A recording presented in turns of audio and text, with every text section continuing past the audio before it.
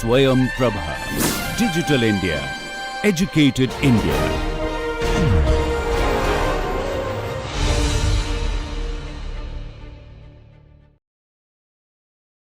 Welcome to Organic Chemistry Introduction. We're going to do some structure drawing today. The reason why I was fascinated with organic chemistry is because of the variety of molecules that add spice to your life, like this molecule, capsaicin, makes it spicy, or menthol, your cough drop. We have things that wake you up in the morning, like caffeine. We have things that save your life, like amoxicillin. Well, sugar is sweet, my love. You have sugar here that's, organic. It's an organic molecule that, you couldn't think of living without sometimes, right? And not all of the organic molecules are good for you. Here's nicotine, which is in cigarette smoke, which can kill you. So organic molecules come in all flavors. And you've seen these structures probably in some books or when you get medication in a little pamphlet. Let's see what these mean and how do we draw them. What do these lines mean? What do these little sticks mean? All right, let's look at it. So all molecules will have a molecular formula. The molecular formula just tells you what are the types of atoms or elements and how many. That's pretty much it. So let's take a very simple molecule. Let's say C3H8. We only know there's 3 carbons and 8 hydrogen. We don't have any other information about the molecule. However, we can draw different structures for this and try to piece it together to see how it looks in real life. So we have 3 carbons, and so we can draw it like this. And then we have 8 hydrogens. So, well, if you have 3 carbons, and we know from Gen Chem that each carbon can have up to 4 bonds, or must have 4 bonds if it has to be neutral. That's 4 bonds right there. And 4 bonds here, and 4 bonds there.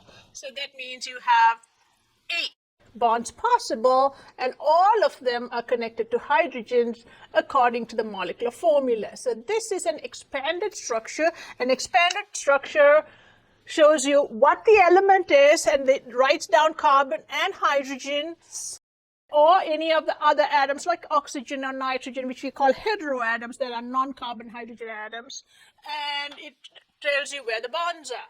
For example, this is going to be this molecule here. But as you can see, it's going to take a lot of time to write that. And when you have a huge molecule like that, it's not even really practical and takes up space. So what we do is we're going to bunch them up like this and write them 1 carbon at a time. So here's CH3, and that's connected to a CH2, and that's connected to a CH3. So that's a condensed structure. Now some textbooks may even have it written with a line in between, and that's sometimes you may see that as well. We don't put lines for CH bonds in a condensed structure. A line diagram, on the other hand, well, everybody knows how many bonds a carbon should have. So a line structure doesn't put any of the hydrogens in. It just takes this molecule and it draws it out, takes all the hydrogens out of the molecule, and just puts points for these carbons and lines in between. That's basically what a line diagram is. So each of these vertices here, these are carbons, and same here. All right? Hydrogens are not even mentioned, but they're assumed. So that's just one very simple structure. Now, let's say you have the same structure here, and we are going to draw a different formula. We're going to slightly modify this molecule. Let's say we have C3H6. All right, so let's take this formula. So we don't really know anything about structure, but we will just go ahead and write it down like this. 3 carbons and the 6 hydrogens, and there are a lot of possibilities. I'm just drawing one of them. The other possibilities, which we will call isomers later, We will look at those later. I'm just drawing one just for practicing structure drawing, so we can have 3 hydrogens here. So there's only 3 hydrogens left. Now if I put all of them here, I won't have enough for this. So I have to distribute them, but even then I gotta have 4 bonds total. So what would I do with the missing 2 hydrogens that should have been here? Well, those are electrons that can be connected to draw a double bond. So that's an expanded structure for an alkene. So here, when you're drawing a condensed structure, we take 1 carbon at a time, CH3, CH, CH2. All right? So that's what we're going to do, CH3, CH, and CH2. CH2. Now, you may find books that put lines like this, but you really, if you don't have lines, they're still correct. You can write it as this, which is CH3, CH, CH2. So when you're writing out the structure, you realize, okay, we are missing 2 hydrogens here, and they will put a double bond there. Now, again, same thing as before, pull out all the hydrogens and you can get your line diagram. So if you don't have any of these hydrogens here, you would have a carbon-carbon and a carbon-carbon double bond. So that's all you would have if you do a line diagram. Just the carbon-carbon bonds, please. That's it. All right?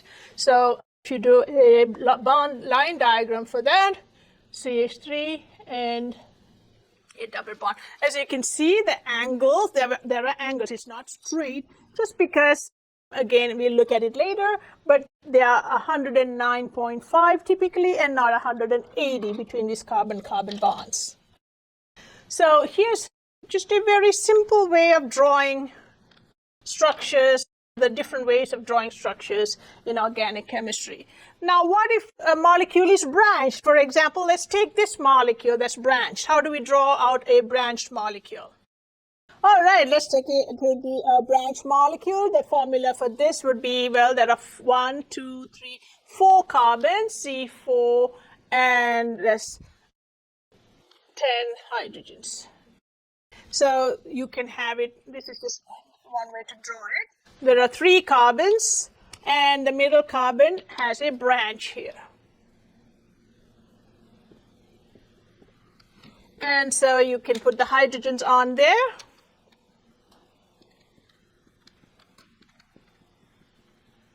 And each of these should have 4 bonds. So there's 1, 2, 3. So you know you can only have 1 hydrogen. And so that's going to be a molecule. We'll talk later about naming and so on. So here, how do you draw a branched molecule like this in a condensed structure? So we go by these segments. This is a carbon, CH3. This carbon has a Ca and a CH3 on top. And this carbon has a CH3. So you find the longest chain, and then you go on these quadrants and write things down on what, and say what there's on there. So this carbon, and there's a carbon here, and there's a carbon here. Okay. Now this carbon has got 3 hydrogens on it, CH3. This carbon has a hydrogen and another carbon here. How do we draw that? Well, we want to show that it is branching off this carbon. So we'll put the hydrogen. We never put parentheses for hydrogen, but the branches we will put within a parenthesis. And it will follow the carbon that it is attached to. And here is your CH3. So we can draw this out. Now only draw the gray lines because those are the CC bonds. Don't draw the hydrogens. So that's how you draw a line diagram. Let's look at some examples. Let's do some examples for this. All right, so let's try these 3 examples here. See if we can do it. We'll try to fill in the missing structures for these. All right, so let's look at this structure, and we're going to draw a condensed structure. When you're drawing these condensed structure, think of this molecule as just like a word, and you're reading it from left to right. And then this would be like the longest line here. So you wouldn't start somewhere, in the molecule, try to find the longest contiguous line of carbons. And we can go from there. Just read it left from right. CH3. Next quadrant, CHCl. Next, C, and it's got two branches. Remember we said if you had branches, we put them in parentheses. So two branches here, CH3, and we got two of them. Going on to the next, we have a CH. Then the CH is connected to a CH3, but oops, there are two of them. So we can put them in a parenthesis and go CH3 twice. So that's how you draw a condensed structure. Let's draw a line structure. When you draw a line structure, all you really need to do is take an eraser, erase all these hydrogens. Then you just get the line. Then for each of these carbons, just put a dot. Dot connected to this carbon, and there's a chlorine. So if there is a atom that's not a carbon or hydrogen, which we call a heteroatom, you've got to write it in. Otherwise, how would we know? Right? So then that's connected to another carbon, and that's got two branches or two methyl groups. We can put them on either side, or you can put them on the same side. It doesn't really matter. That's connected to another carbon, and that's connected to two more carbons. So there you go. It really simplifies it. Let's look at this molecule here. Looks very long, but you can see they're mainly carbon hydrogens here with a few heteroatoms thrown in and out. So let's start from the beginning. You got to put lines for all of the bonds and expand the structure by putting the CH bonds and drawing out the hydrogens. So here's hydrogen connected to an oxygen. That's connected. Now let's go segment by segment. CH2. So C connected to two hydrogens, and next to a CH2 connected to two hydrogens, connected to a CH. All right, so let's put the CH. What's that? So we're missing something. Oh, good. There's a parenthesis. The parenthesis says that on this CH you have a branch. So you have a carbon that's connected to a carbon, and this has two hydrogens, and this has three hydrogens. The nice thing about expanded structure is that you don't have to use your imagination. You just copy down the structure, except that you show all the bonds. Here's a nitrogen here, NH, and that's connected to a carbon, oxygen, and that's connected to a carbon. Now, I hope before we started doing these problems, you paused that video and tried it out yourself. That's the best way to do it. Okay, don't watch me do it. Do it yourself first. And that will be the same for all of the videos. So I'm just telling you this so that you do that for future videos. So this carbon is connected to three CH3s. So CO, then this carbon is connected to three CH. Now look at this structure and tell me if everything is fine and perfect with this molecule. Does it need anything else? What do you think? Well, the rules are, and you know this from Gen Chem, if you're in group 4 and you're a carbon, you're making valence bonds, you need 4 more electrons to get to an octet, so you're going to make 4 bonds. You have to make 4 bonds, otherwise you'd either be, you wouldn't be neutral. If it's nitrogen, you'd be having to make 3 bonds to get to an octet. It's group 5 valence electrons, need 3 more, you make 3 bonds. Oxygen, group 6 valence electrons, you need 2 more to get to an octet, so you make 2 bonds. It could be a single bond or double bond, it doesn't really matter, but you got to have 2 sticks on that oxygen or 2 lines. Let's see, this one has only 1 and this carbon has only 3. How can we fix it? Well, you can put a double bond. So sometimes the condensed structure doesn't spell out for you whether it's a double bond, or a triple bond. You have to figure it out from the valences. All right, so here we go. Let's draw the line structure for this. Again, carbon and hydrogens are not written out in a line structure. The carbon-carbon bonds are shown as lines. Okay, all other atoms, these are called heteroatoms, like oxygen, nitrogen, sulfur, etc., have to be written in. Okay, so with the symbols. So here, let's start reading left to right. HO, so there is a heteroatom. I got to put that in like that. And here, and the hydrogens on the heteroatoms also are shown. Now that's connected to a carbon, and that carbon has a CH2, a dot or vertex is a CH2. Here's another CH2. Here is another CH. This CH has got a parenthesis, so there's something that's going to be above or below this line. And so that's going to be a CH2, CH3. Now that you put your parenthesis as side chained or a branch, you can continue with the line. That's connected then to your nitrogen. So you jump to the atom that's after the parenthesis. So the nitrogen has to be shown, and the hydrogens on the nitrogen, the heteroatoms, have to be shown. And then you move on to the carbon. The carbon also has an oxygen, and we already found out it's got a double bond. So you've got to show that. So you have to show the heteroatom. You don't write in the carbon. You only write in the oxygen. Then that's connected to a carbon. And that carbon's got 3 CH3s, 3 carbons on it. All right, you don't show the hydrogens as I mentioned before. Great, let's look at another one here. You're given a line diagram. How do you go to a condensed structure, and then how do you write the expanded structure?